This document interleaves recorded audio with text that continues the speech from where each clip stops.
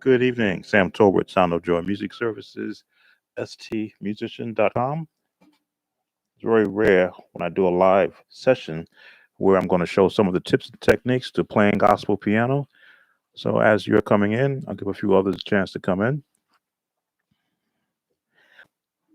I'm usually doing this recorded and not live, but I felt like going live this week.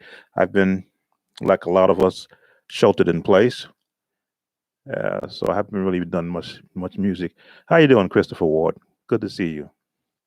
So I thought I would share live chat. Also get to talk with you. The last time, 2 times I live, I didn't talk. I did playing. So now I'm just going to make this like oh, just a gathering around the keyboard with Sam, sharing some tips and techniques to the purposes of how you see me create the sounds that I create.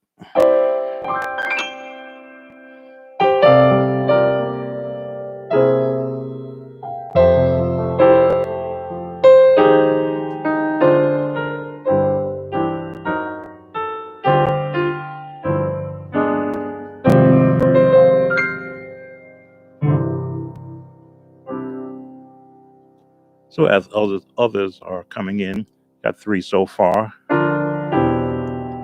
And the scriptures do say, where there be 3 or more gathered, I'm in the midst. So I'll start with those that are here. The piano. Well, of course, right now I'm going to do a plug for Yamaha.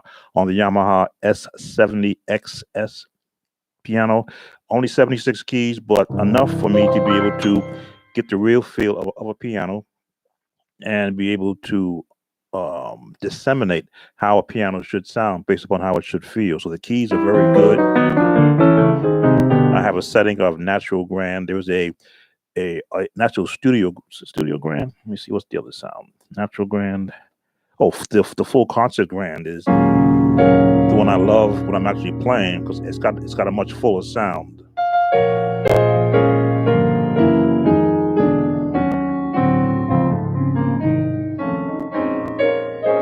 So you'll find that most of my productions are in with the full concert grand. But when I'm doing lessons, I use the natural grand, not as big a sound because I want to be able to hear what I'm doing.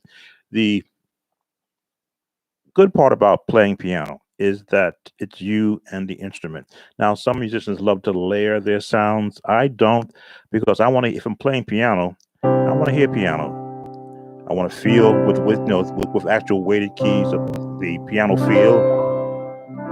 If I play soft, I want it to be soft, like a piano. The actual tonality of it. You get that nice. You can't see it there. As you go higher, the tone should change. It should sound a little bit more like a somewhat bricky. And then the tone changes as you come back down. When I practice, I practice first to warm up my hands. Now, I haven't played the piano at all this week. It's my first time sitting down to it. But because I've worked on so many tips, again, this is tips and techniques. I've worked on so many personal tips and techniques. I can just sit down at any time and practice those things that make it easier for me to just run through the piano without worrying about being stiff.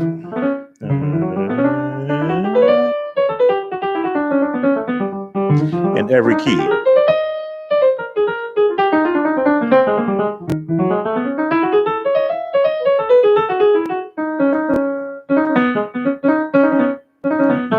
There we go. So it's good. Oh, Crystal, those chords, they were off the cuff of my head, chords that I've used in so many different songs. Let me see. If I'm in a Thomas Whitfield mood, then I'll do the Thomas Whitfield chords.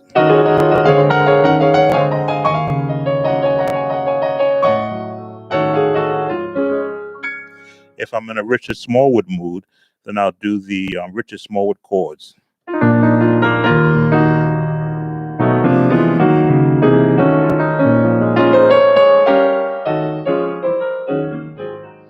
I'm in the Timothy Wright mood, I'll do the Timothy Wright chords.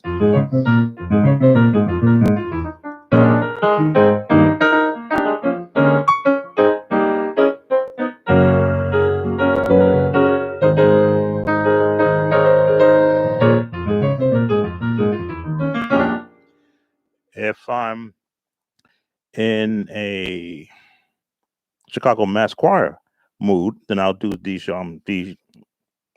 Chicago Mass Choir shuffle.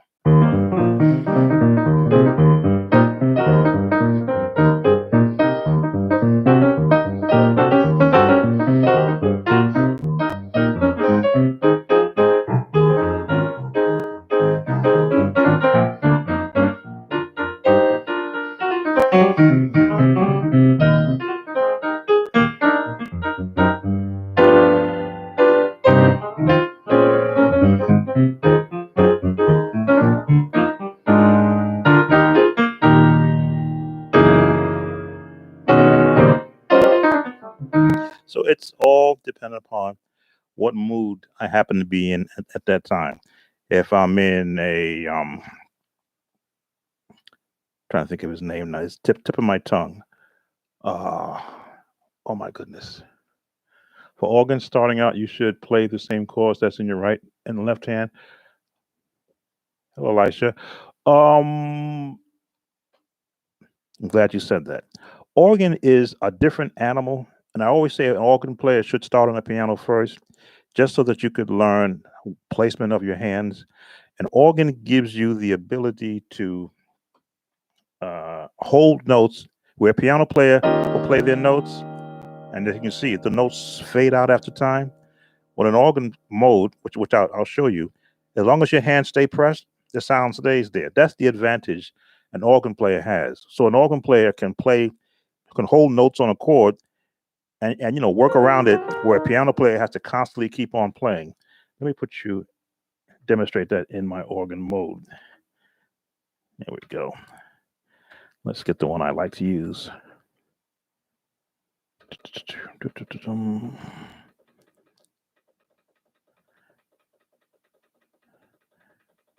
There's one on here I like to use. Again, I'm not a Yamaha spokesperson, but they do have some nice sounds in the head. So when the organ, as you can see, it doesn't fade out.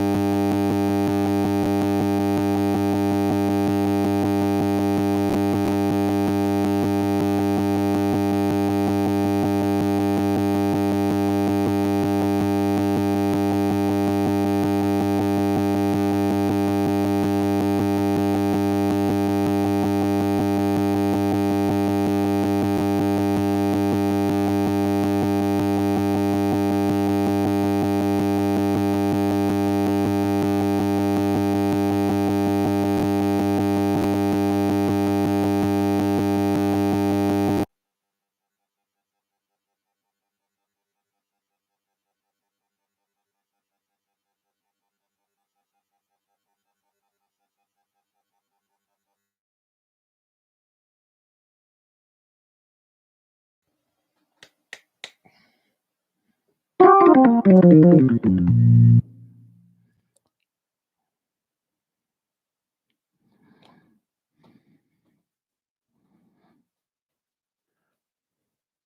you hear me now?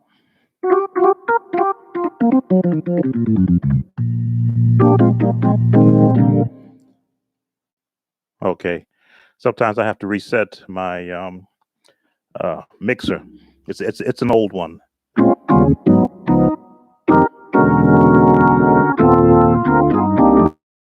As I say, the organ sound. I know I was talking about piano, keyboard piano tips, but um, um, Elisha brought up about the organ, and is it best to learn left and right hands at the same time? You should, because after a while, everybody does bass on their left hand on the organ until you get an actual bass player. He gets upset.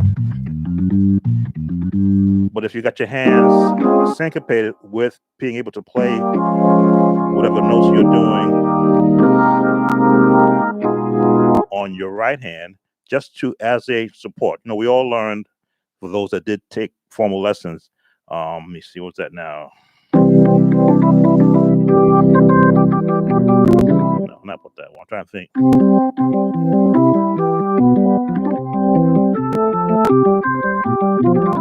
You always learn melody right hand, chords on your left hand. That made it possible for you to be able to have syncopation with what your right hand is, what your left hand should be playing chord wise.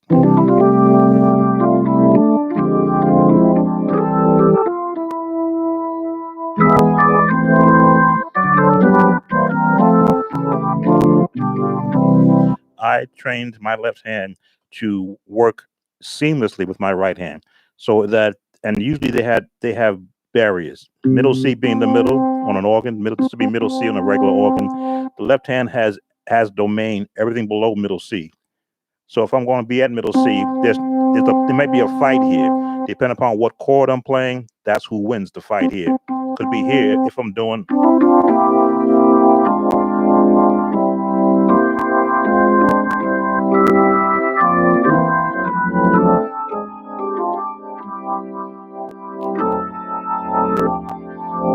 Okay, the string still has it.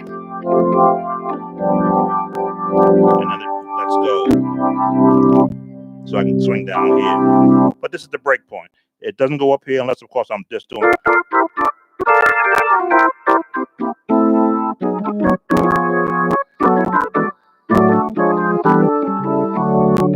So it all really depends upon how comfortable you are when you're playing, Elisha, and what you're playing. Um, I try to show musicians when I was teaching on the internet that you've got to develop a practice session for yourself that is not too far from the theory of the correct way to practice. Scales, of course, you got to be able to do those, but then make scales fun.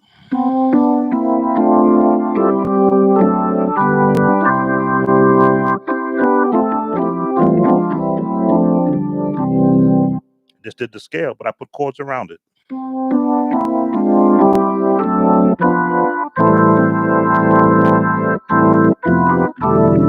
Mm-hmm.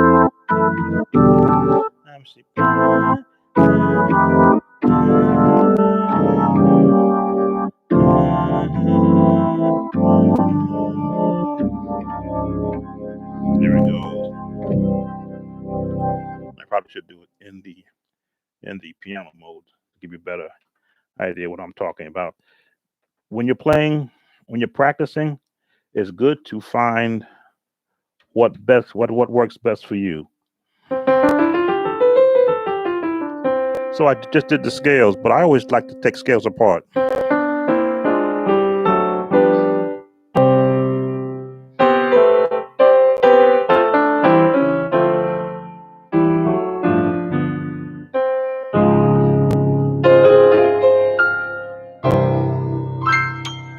Have fun when you're playing music. I think when you, oh, how you doing, Beatrice? Excuse me. Welcome, Chad. Welcome, AMJ. Major success. I'm recognizing people who actually come in Limo Grace, Elijah, and Christopher. I did thank you for those that are coming in. When you make your practicing fun, like I just did this in the key of C. Well, the challenge is now go up to D flat, C sharp.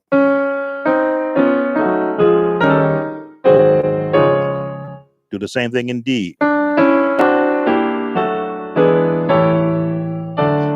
The same thing in E flat.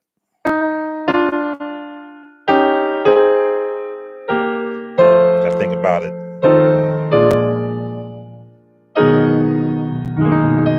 And change it up. E major.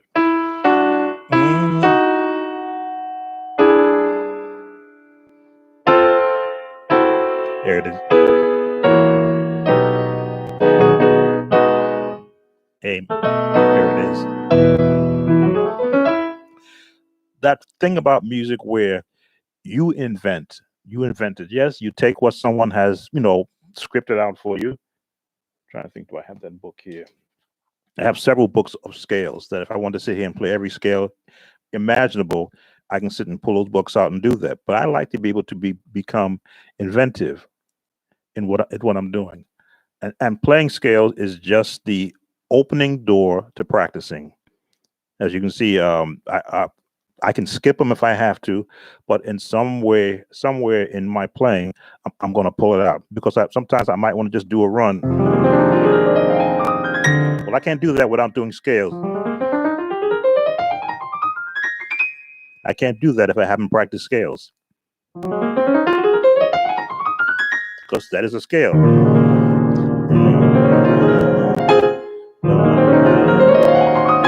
Depending upon where I want to use it in an actual song. Of course, I love chords, which is where the left hand comes in place. And Chad, you may ask, well, what are these chords that I'm playing without a program that's telling me what those chords are? These are chords I have practiced in from all the hundreds of songs I had to learn that I would take apart. Again, there goes scales again, but I'm doing a different way.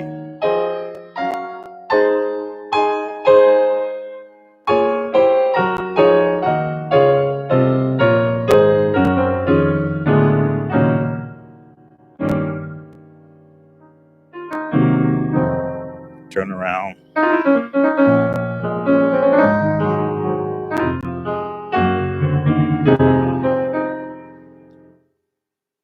E7, E flat sevens.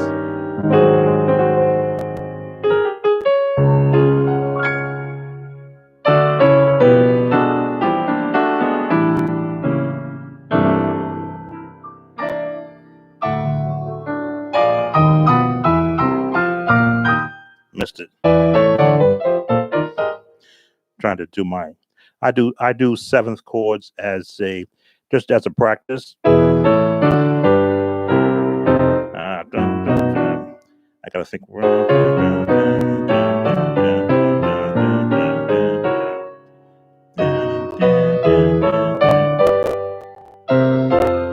There it is.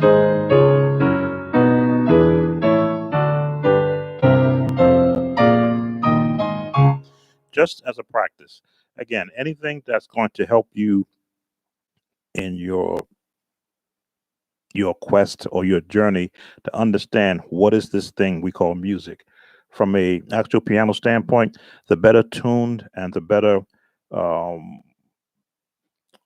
tune. Number one, you don't want to be playing on the piano that's out of tune. That's going to hurt your ears. I think I've got a D tune. Here we go, tacky. That's a tacky sounding piano.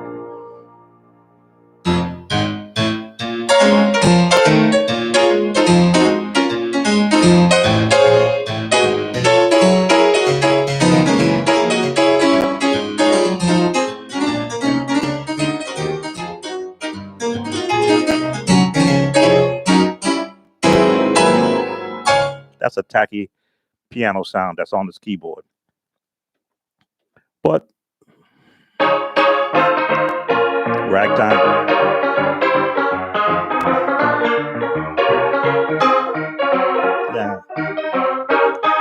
my ears are hurting now.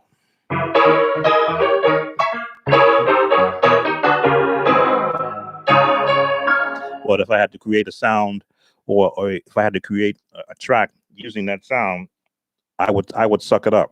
But right now, hearing that detuned sound is hurting my ears because I know it's not correct. If this was the only sound my keyboard ever made, I would throw it out. But it's not what I'm accustomed to hearing. I'm used to hearing notes played correctly or sounding correctly tone wise. But there's a place for all these different sounds.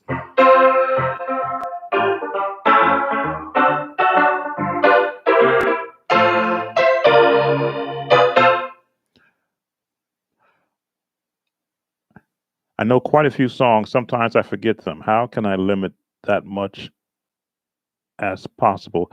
Elisha, and this is the secret. I won't say a secret. This is the practice that I use. The only thing that differentiates a song is the melody. All the chords are in some cases the same. So depending upon whether if you just know the melody, the chords will come.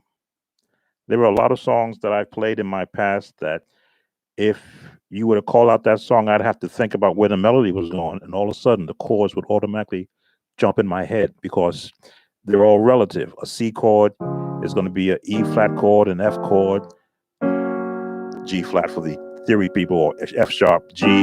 Whatever chord is supporting that melody is the same chord in any other song. Some, stretch it out and do what, 13th and all these chords to sort of color up, really flood the melody with a lot of different chords.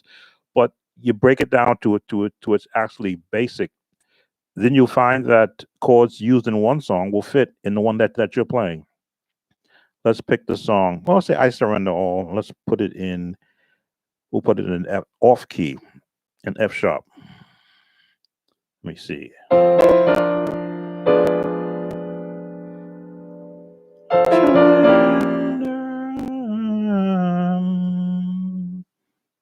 There it is.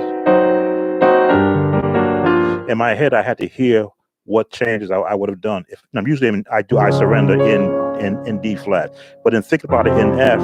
I got to think of what changes do I normally do in D flat that would accommodate the key of F. Let me see. Oh, to Jesus, I surrender. I can't surrender all to Him. E, D7, G7, C7, E, give F. So in my head, I know the chord I want to see, but because I'm in an off key, I got to think about it. Where do I want to go?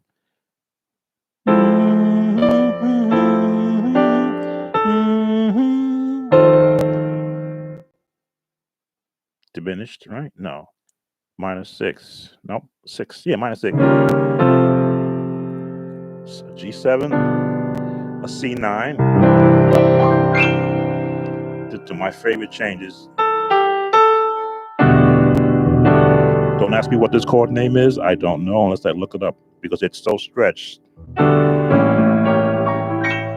I always like to do arpeggios, which are broken chords.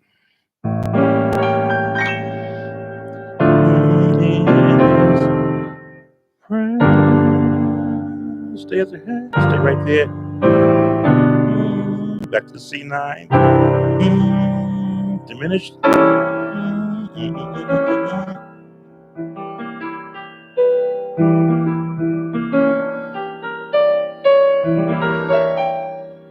So in my head, I'm thinking where the melody goes, what chords I would generically place with it. Now, some of those chords are not generic, but because I've used them in another key, I know what they sound like in each of the keys. What it sounds like here, what it sounds like here, what it sounds like here, and I don't want to go too far up. There we go. Yeah, so depending upon what key it's in, I know what that chord should sound like when I'm not in the normal key that I would play it in. So Uh, Concentrate, Elijah, on the melody of the song.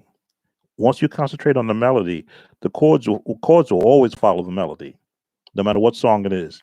Let's pick the Happy Birthday song. Wrong key.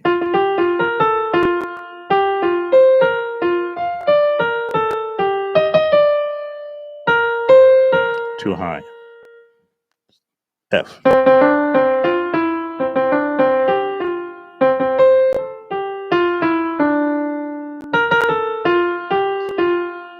Everybody sings that song, but nobody plays it like you really should play it. If you look at the chords,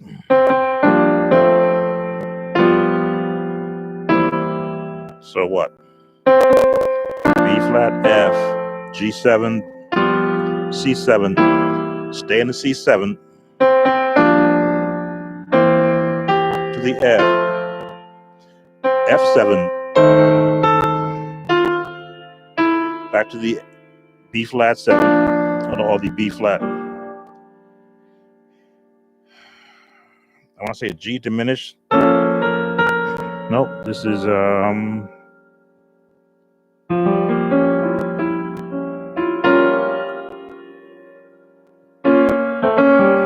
yeah, F diminished.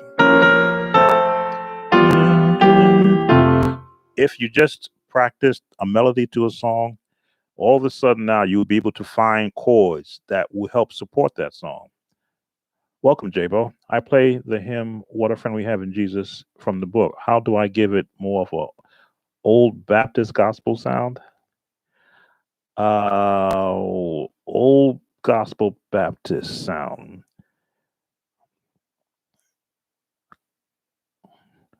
You're going to put it in, and again, because I played for a Baptist church for 18 months, so I got to experience some of the textural sounds of when someone is singing in the Baptist church.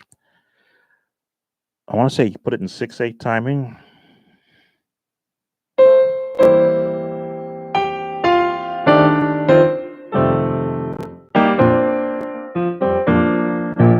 One, two, three, four.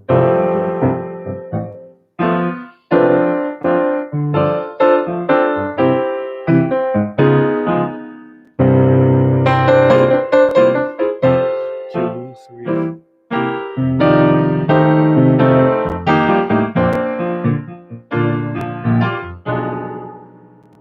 I may not be doing the right chords, but I think I got the timing down. I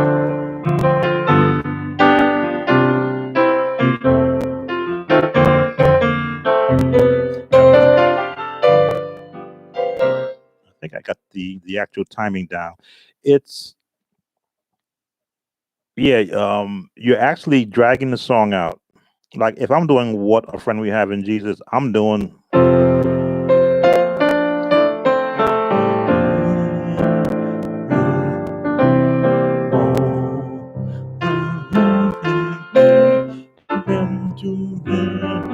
That's how I'm doing it. But you always play to the audience, to your congregation, to whomever it is that you are in front of. So if they want to sing it like,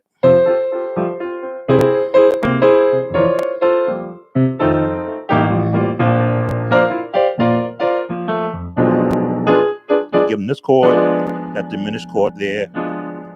Diminished, right? There we go. No, not diminished. I want to call these chords out right. Yeah, diminish.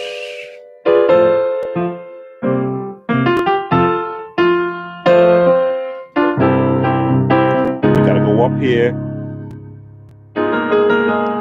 And again, the old Baptist sound is jazz.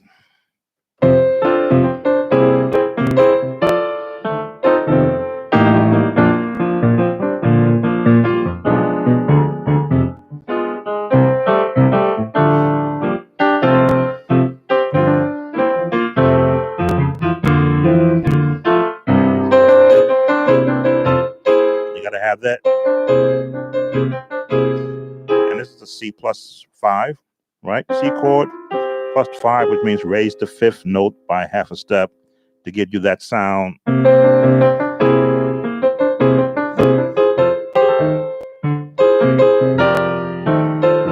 That's why learning chords are. Oh, Elisha, so you're welcome. You're so welcome.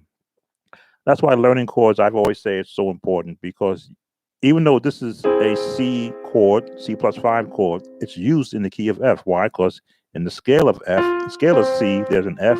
In the scale of F, there's a C. So any chords associated with that key are available to you to use.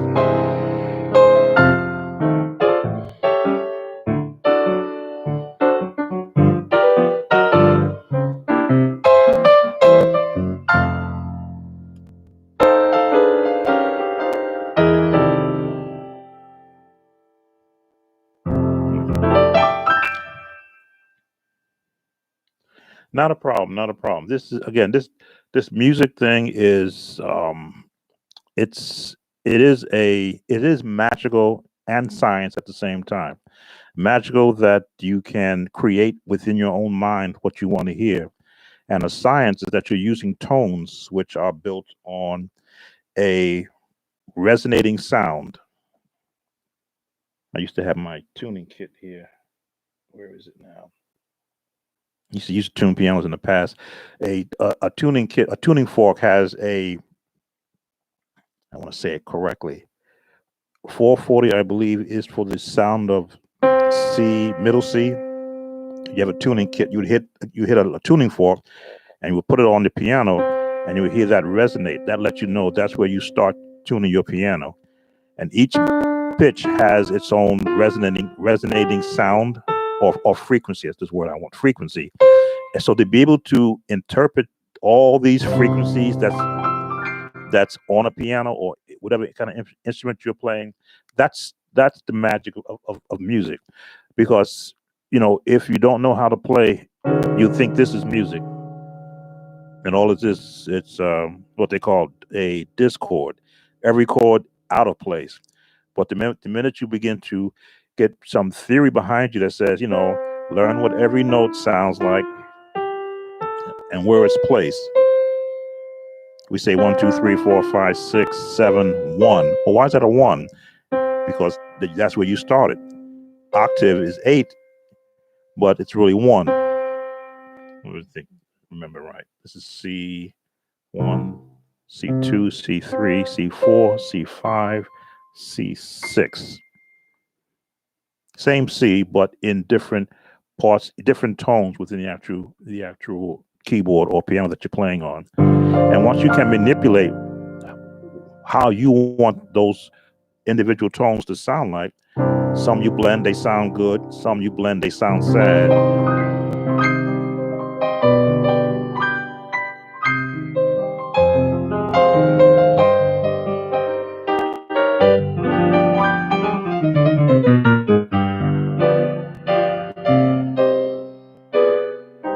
Or you can make it happy.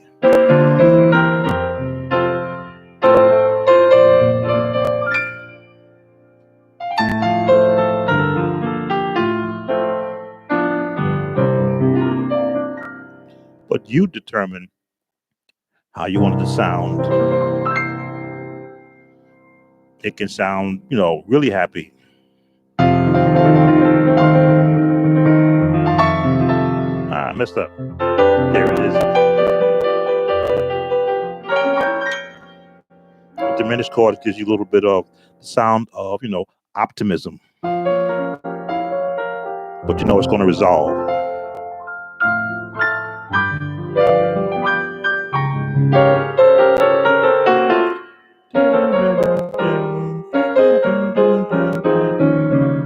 Here we go. It's going to resolve.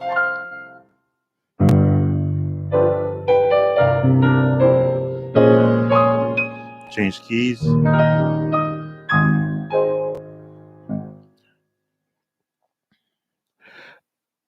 Yes, Elijah, minor chords are sad, but if you intermix some major chords in there, there's always a way out of it. I mean, what was that called? Moonlight Sonata, I think is what it is.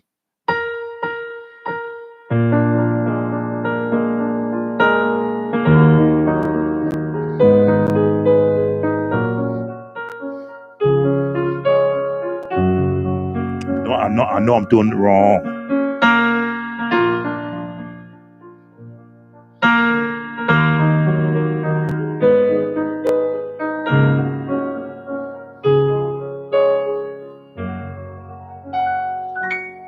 As long as it doesn't stay minor, then you're okay.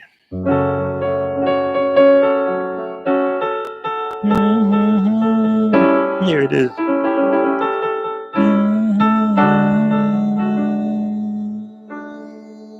Oh, I forget the change that comes after that. I forget the change. I had to go back and practice that. But yes, the minor chords, they have a sad feel unless you're doing gospel. Gospel has a way of taking minor chords and making them sound like they're, correct. Let me see. What's that song?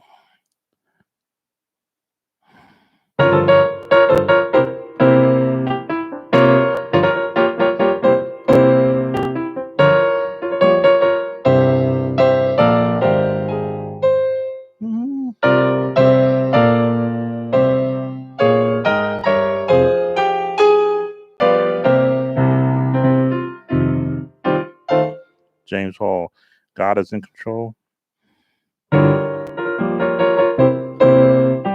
Oh, wow. So I played this.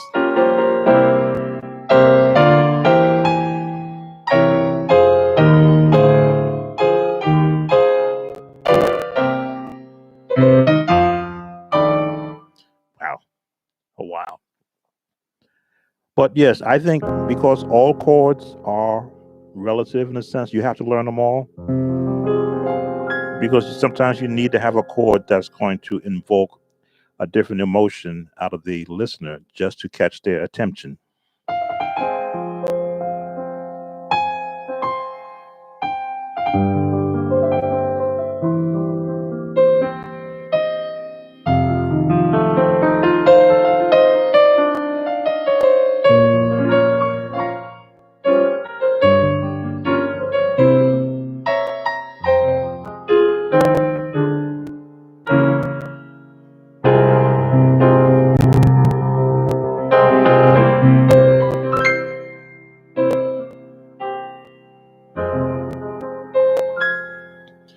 If you were to take Kurt Carl's For Every Mountain,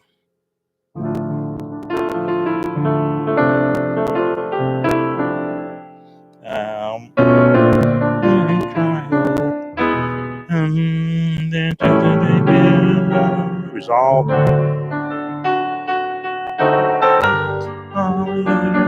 For this.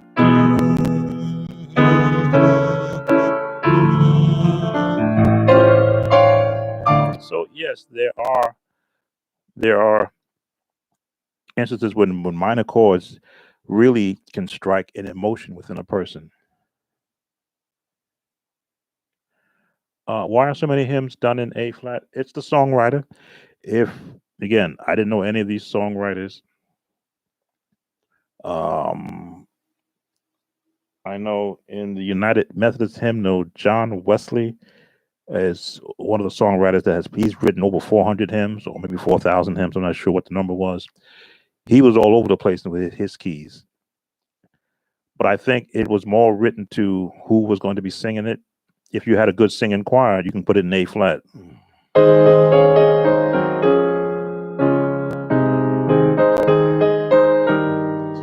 If you didn't have a good vocalist singing your song, or if you weren't a good singer yourself, then you put it down in, I think, E flat.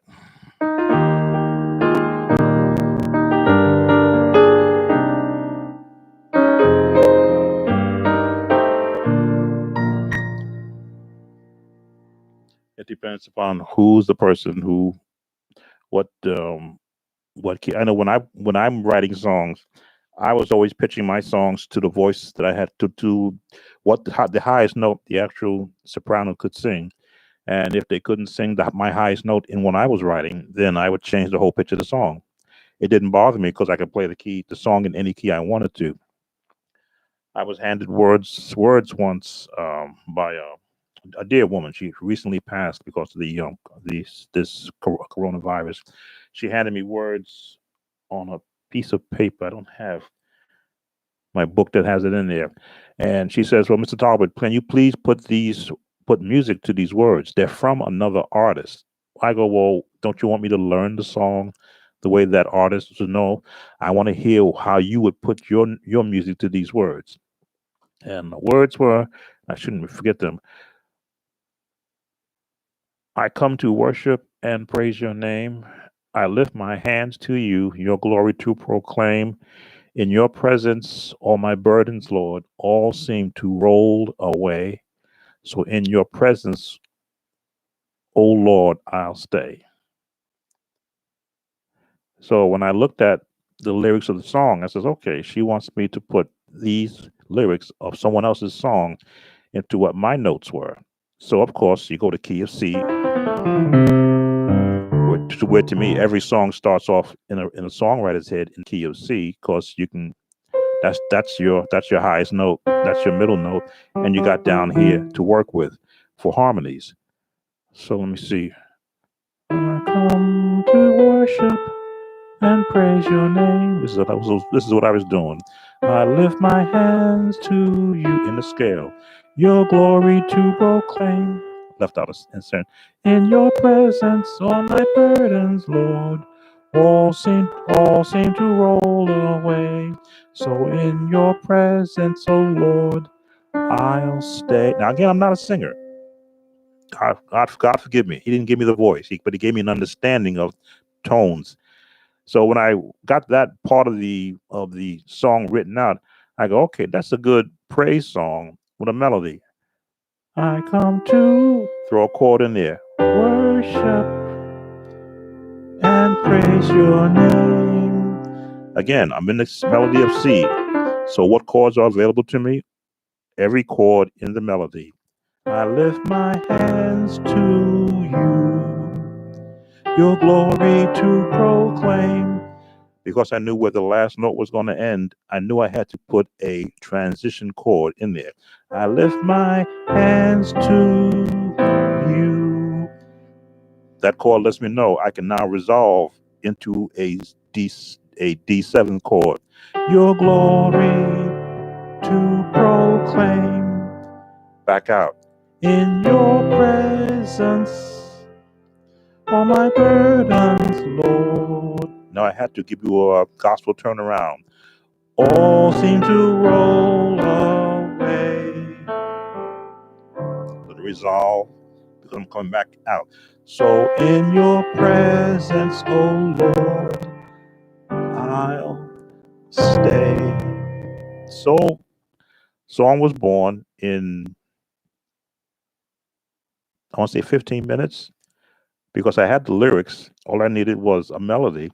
And once I got the melody, all I needed was the chords that generically support the melody.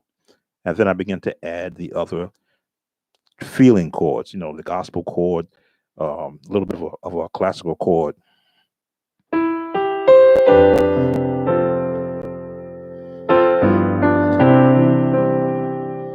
I lift my hands, contemporary, to you, because I know it's going to change. Your glory to proclaim. In your praise is my classical chord. Presence, all my burdens, Lord. Excuse me. My gospel change. All seem to roll away. These are I'll call them the Thomas Whitfield chords. Is it 7, 7, for those who count? 3, 6, right? 7, 3. I don't count numbers. I try to work chords around the song. So in your presence, oh Lord, I can always throw this stay and resolve. The magic of understanding where all these notes fit in the context of supporting an actual melody is the magic that you do that with a piano or the keyboard. Guitar players do it all the time. I watch them and their videos, and when they're playing live and they're writing songs. Like, gee, I tried to do guitar one time, and my fingers hurt. I couldn't get my fingers to move to play those notes, and I said, you know what, this hurts. So I came back to where I was comfortable once I got an understanding that I can play everything I wanted to play in my head with both hands versus just using, five fingers and strumming with your hand. I can do it all here. So I can always pull up guitar, right? Let's pull up a guitar so you understand. This is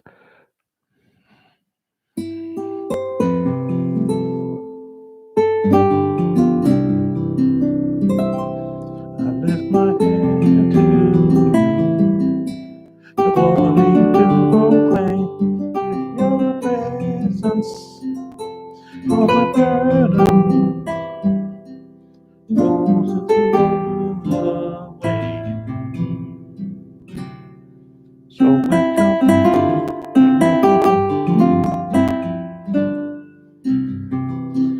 now to put that in E major.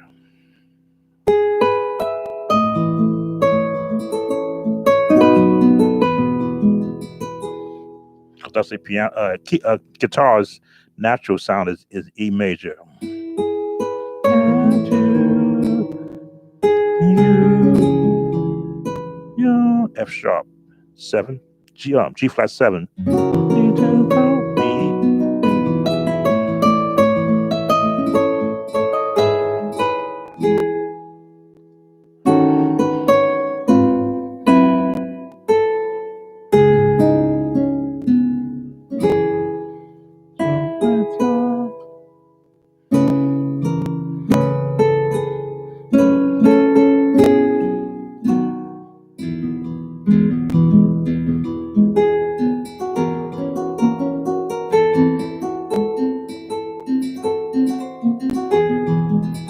Trying to get that strumming feel.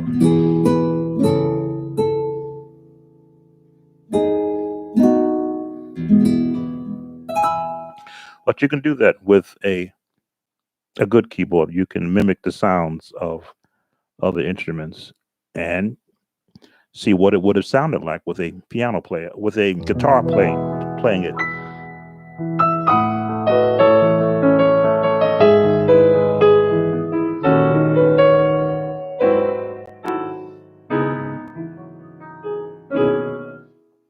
Here it is.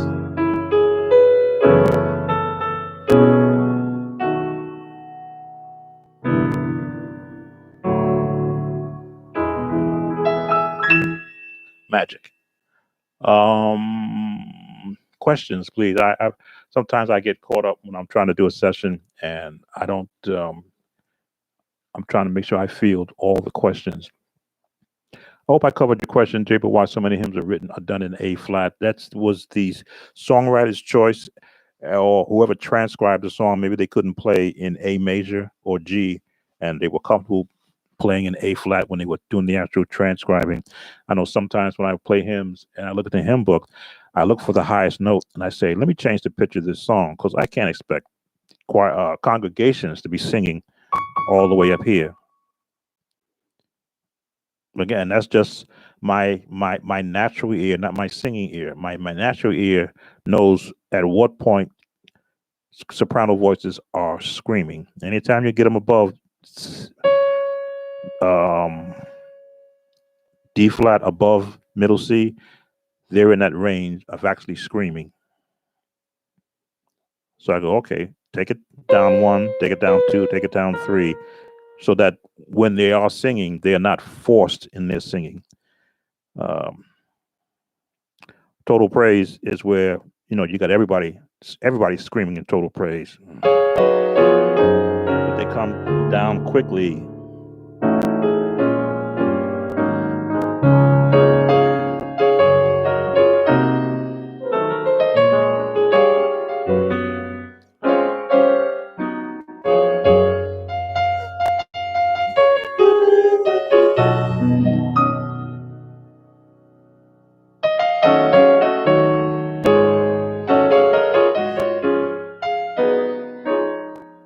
change my chords.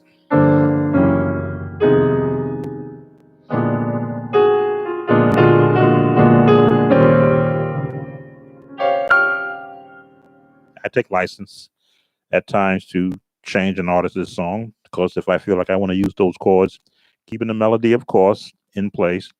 But sometimes as a musician, you need to do that just so that you can, you know, experiment. Since you didn't write the song, if you did write it, would you put that chord in there?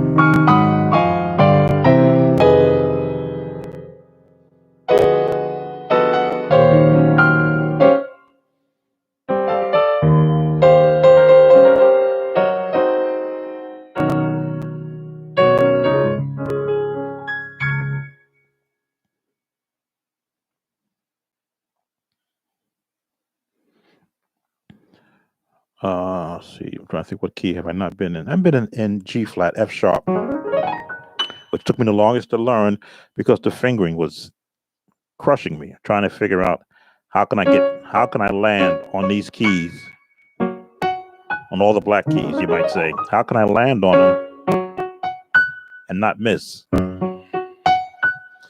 This is what I did. What you see me doing right now.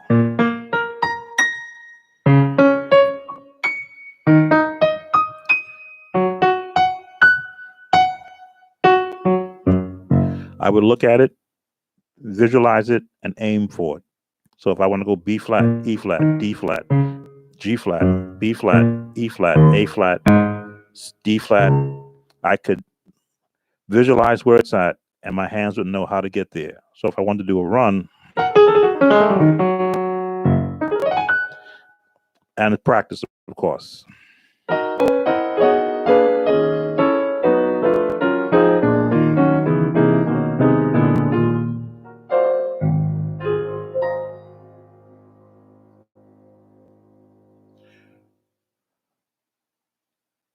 Oh, good morning, Melody, from the Philippines. Thank you for coming in. Is it just okay if I will, for example, just take the 3 chord hymn, No Not One, There's Not a Friend, and then gospel? Which, of course. To me, and I think I did a video on my site for how do you gospelize a melody. You add seventh chords, you add diminished chords, you add um, minor 6 chords and turnarounds to give it that actual gospel sound. Let's see, No Not One in F.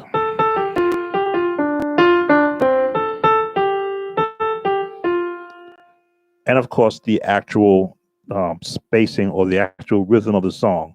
If you're going to do it like the hymnal, it's Jesus. And there's nothing wrong with this. Out of the hymnal. No one else can hear for so deep. This is basic hymnal. No, not one. No, not. Nothing wrong with that. But when you want to, like if you're a cook and you're used to cooking with salt, and now you want to add paprika, that's all it is. There's not a friend. All I did was add paprika, some different changes. Like the lowly Jesus. All I did was add changes to it. No, not one. Same melody, but I just added more seasoning to the chords. No, not one. None else can heal all our souls' diseases. No, not. Now I'm going really out there. Not one. No, not one. So to gospelize it, you see I'm adding some sevenths in there. I'm adding some, I didn't add the minor sevenths in there yet. There it is. There's the minor 6. That's that. It all it is. And we talk about the minor chord. being a sad sound, but if you add it with major chords and major sevenths, it's like a statement chord.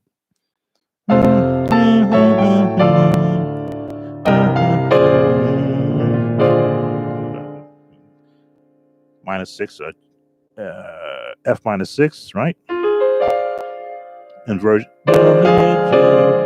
diminish. So it makes a statement to that actual sound.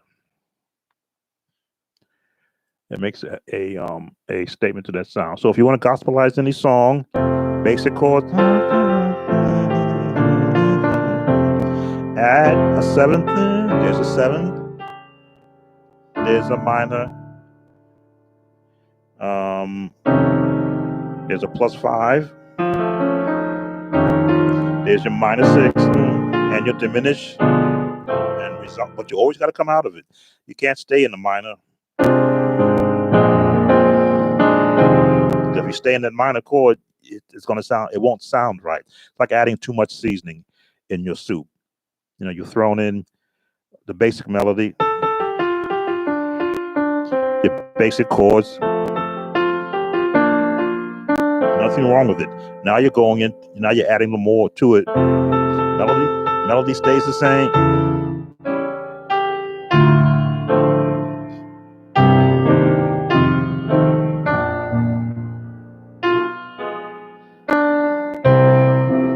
As you can see, I kept the melody separate, but still added those chords. That makes it gospel. Now, if you wanted to turn it around, you're always going to turn it around. What part of the song? Oh, at the end. No, no, not one. Ba-da-da-dum. No, not one. Right. No, not one. No, not.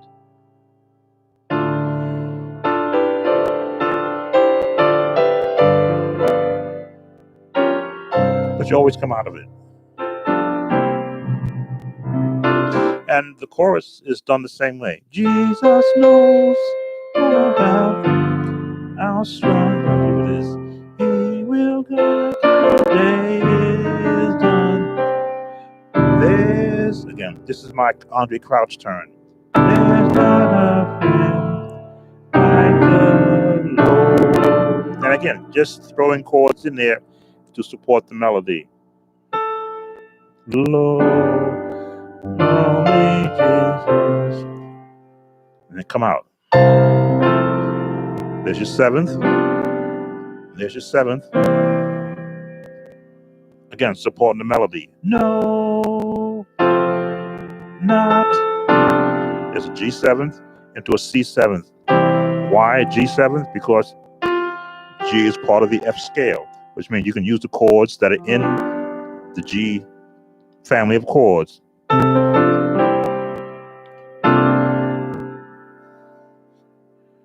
And this is, I believe, is a C7th, right? Right? No. Now you can use your G diminished. Why? Because G is in the family scale of chords. They're like cousins.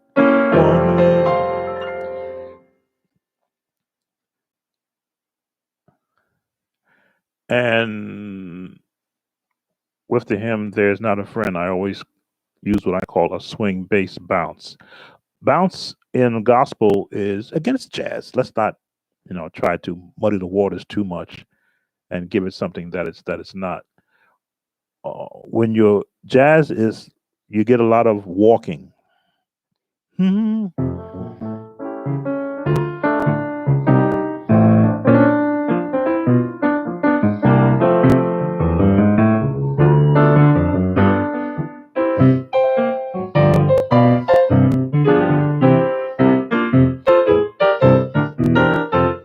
I bounce all the time, but again, I probably wouldn't bounce this chord during the invitation time of the church.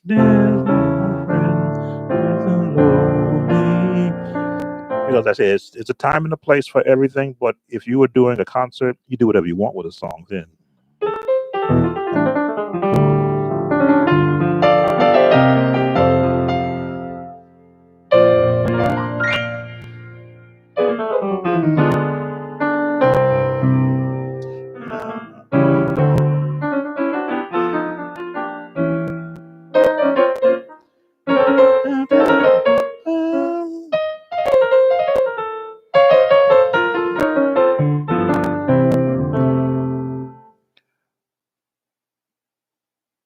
So again, the turnaround is it's usually the last three words of the song. Let me see. What a friend we have in Jesus was brought up. Um, G or A, E flat, highest note. You should do what a friend we have in Jesus in F. I think the original key is G, which I always found to be too high.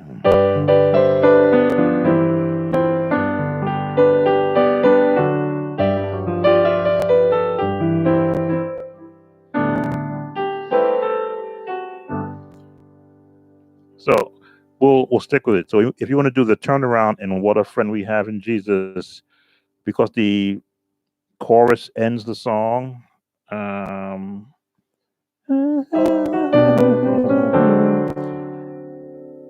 Because we do not carry everything to God in prayer. Everything to God in prayer. Dun, dun, dun, dun, dun, dun. There's the seventh into your minor. Now this is the changes I do.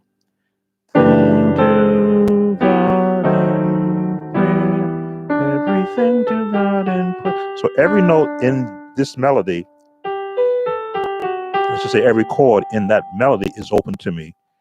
Everything to God in, right?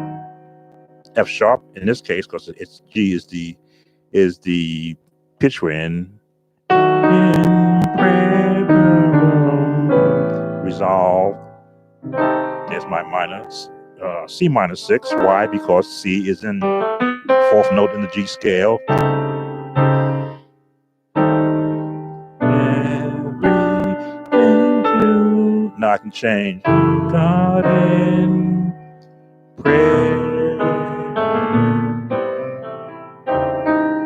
Just change the melody. Thing to God in prayer.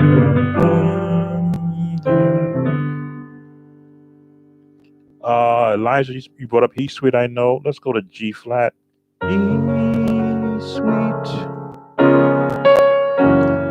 That's a gospel song. So you've got your sevenths in there. Your seventh, D7, sweet nine. Your G7th, 1, 2, 3, 4, 5, 6. That makes the G7th. If it was the major seventh, that's a major seventh. That's a G7th. Again, these chords let you turn.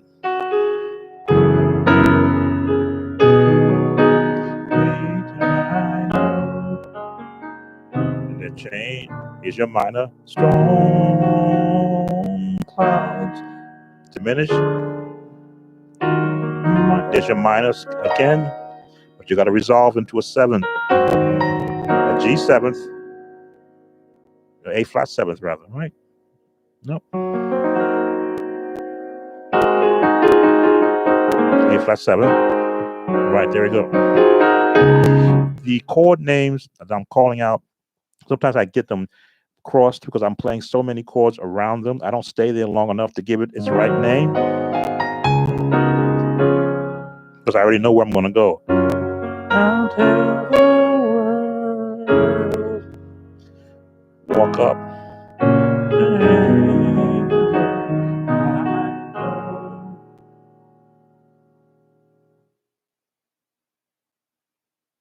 I'm thinking of what I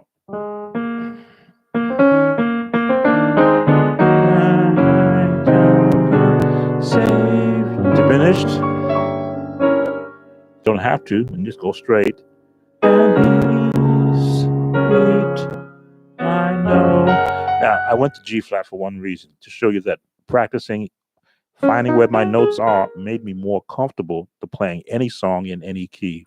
Because my hands know, the thumb knows how to turn for what note. The index finger knows how, or each finger knows how to follow the note. So when I want to do a melody,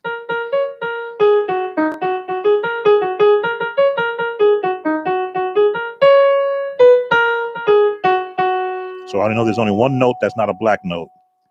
I found a savior. Off note, which is in the scale B, and he's.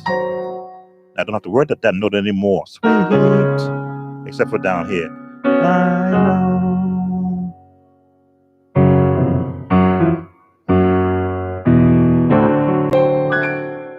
And transition the seventh, and I do the same song in a different key. Well, I've been here an hour already, and I said I was going to keep it an hour. I'm not sure how much YouTube gives me when I'm doing a live, but again, my intent is to share as much as I can tips and techniques. This is such a fun instrument to play, piano, keyboard, especially when you can emulate all the different sounds depending upon which type of keyboard you have. Piano, again, is my primary instrument because I don't have a Hammond organ here with me.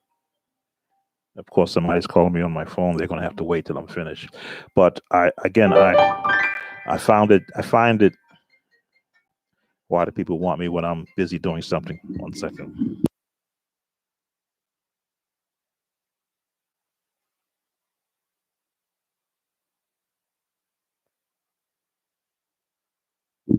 All right, they stopped for a second, but I was about to get off anyway.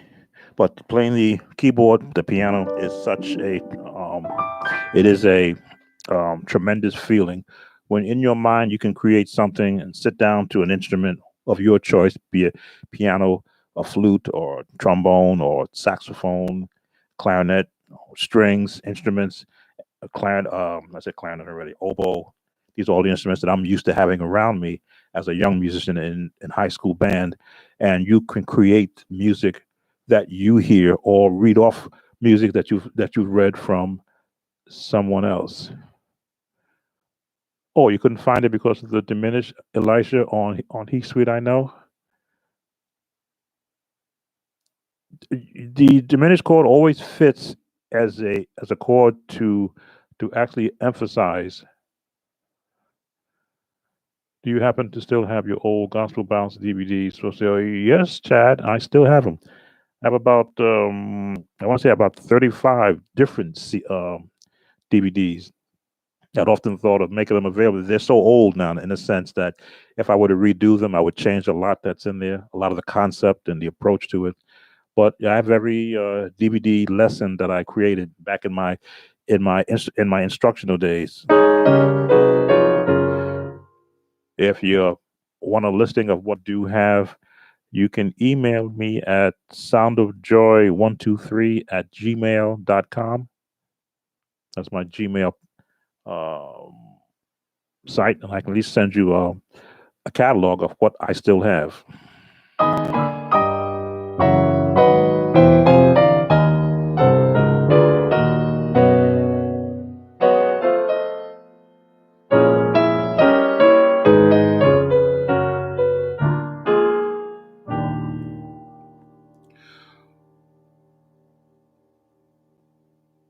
Yes, that's my Gmail account. Just send me a Gmail there, and I can send you a catalog. I think I created one for someone about a couple of years ago of what I currently still have available. What scaling do I suggest that I need to practice to gospelize? I've always taught these two scales: the major scale and the harmonic minor scale.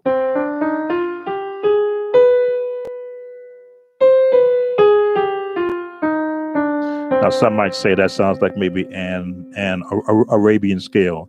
The minor scale is this one.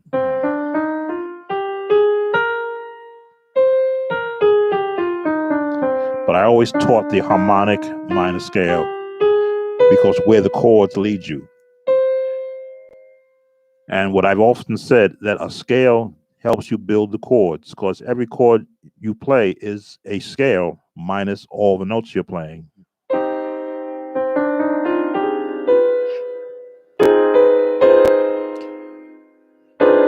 There we go.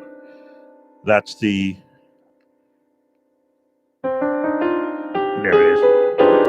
If I played all the notes in the harmonic minor scale together, it sounds horrible. But every chord you play is in that scale. You just take off notes.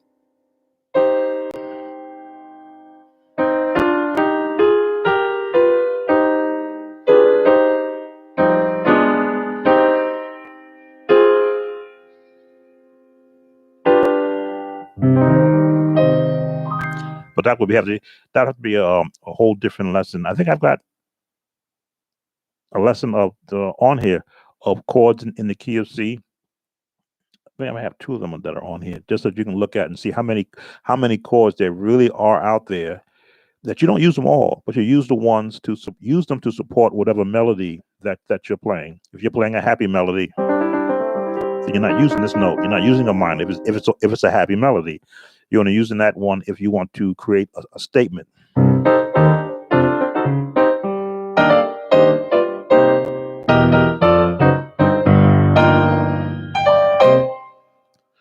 Statement.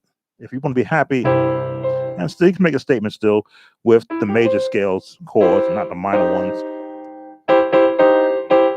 Diminish.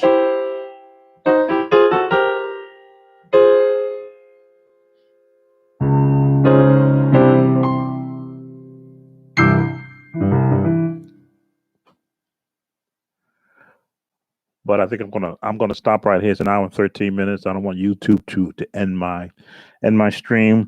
Again, Sam Tolbert, Sound of Joy Music Services, stmusician.com. Check out my site. I'm always looking to share with my musician friends out there. I may create another song. I'm not sure which one I want to do. I've done so many, over 500 and some odd videos here on YouTube. Even when I look at them, I'm actually find myself repeating some songs, but I'm repeating it from another era. If I did it 10 years ago, I'm playing it differently now. But you're always welcome to post a question on any of my videos that I have. If it's something that I can share with you, that's why I'm here. Well, this is again Sam Tolbridge from Sound of Joy Music Services. I'm going to do this again. I really enjoyed having you all come in, and those that are watching this after I leave it on my site. Again, I'm here to serve. Everyone be blessed, stay safe, stay healthy. Take care.